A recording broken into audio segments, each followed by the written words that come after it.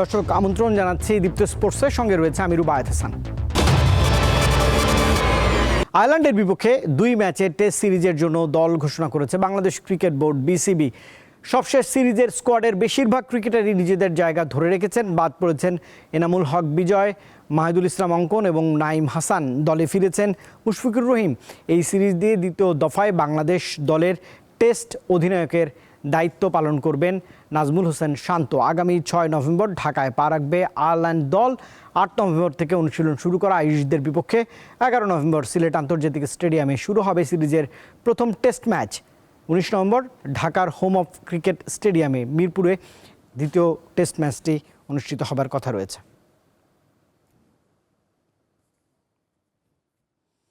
প্রথম বাংলাদেশি হিসেবে 100তম টেস্ট খেলার অবিস্মরণীয় এক মাইল ফলকের সামনে দাঁড়িয়ে রয়েছেন উইকেটকিপার ব্যাটার মুশফিকুর রহিম। আর মাত্র 2টি টেস্ট খেললেই দেশের প্রথম ক্রিকেটার হিসেবে 100তম ম্যাজিক ফিগারে পৌঁছে যাবেন মিস্টার ডিপেন্ডেবল।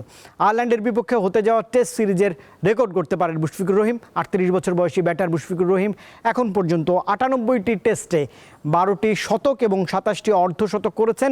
6,328 রান তার ঝুলিতে রয়েছে। তার রান রেট 38.10। বাংলাদেশ প্রিমিয়ার লিগের 12তম আসরের জন্য 5টি ফ্র্যাঞ্চাইজি চূড়ান্ত করেছে বাংলাদেশ ক্রিকেট বোর্ড বিসিবি। মঙ্গলবার সভা শেষে চূড়ান্ত 5 দলের নাম ঘোষণা করেছে বিসিবি। ঢাকা, চট্টগ্রাম, রাজশাহী, সিলেট ও রংপুরকে দল দেওয়া হয়েছে। এর মধ্যে ঢাকার মালিকানায় থাকছে চ্যাম্পিয়ন স্পোর্টস, রংপুরের মালিকানা টগি স্পোর্টস আর রাজশাহীর মালিকানা পেয়েছে নাবিল গ্রুপ। চট্টগ্রামকে দেওয়া হয়েছে ট্রায়াঙ্গেল স্পোর্টসকে। সিলেটের মালিকানায় থাকছে ক্রিকেট উইথ সামি। খুলনা ক্রিকেটার্সের মালিকানার প্রতিষ্ঠান মাইন্ডট্রি এবং বরিশালের মালিকানা চাওয়া হয়েছে আকাশবাড়ি হলিডে ইনের পক্ষ থেকে। সমালোচনার মুখে বাংলাদেশ ক্রিকেট দলের সহকারী কোচের পদ থেকে সরে দাঁড়িয়েছেন মোহাম্মদ সালাউদ্দিন।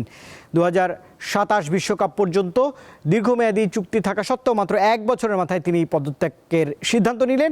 ক্রিকেট সংবাদ ভিত্তিক ওয়েবসাইট ক্রিকবাজ জানিয়েছে, নিজের বর্তমান ভূমিকায় অসন্তুষ্ট হয় ব্যক্তিগত কারণ দেখিয়ে তিনি বিসিবির কাছে এই পদত্যাগপত্র জমাও দিয়েছেন। তবে নির্ধারিত নোটিশ পিরিয়ড পর্যন্ত কাজ করে যাবেন মোহাম্মদ সালাউদ্দিন।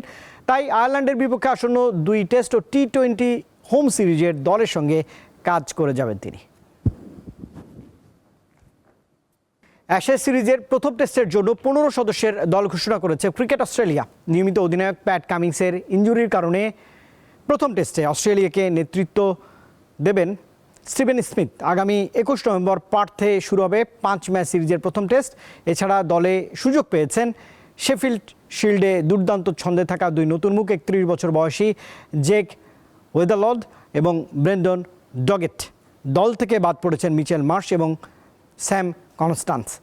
দলে অলরাউন্ডার হিসেবে আছেন ক্যামেরন গ্রিন এবং বিডি ওয়েবেস্টো। বোলিং আক্রমণে রয়েছেন Josh Hazlewood, Mitchell Starc, Scott Boland এবং নাথান লায়ন।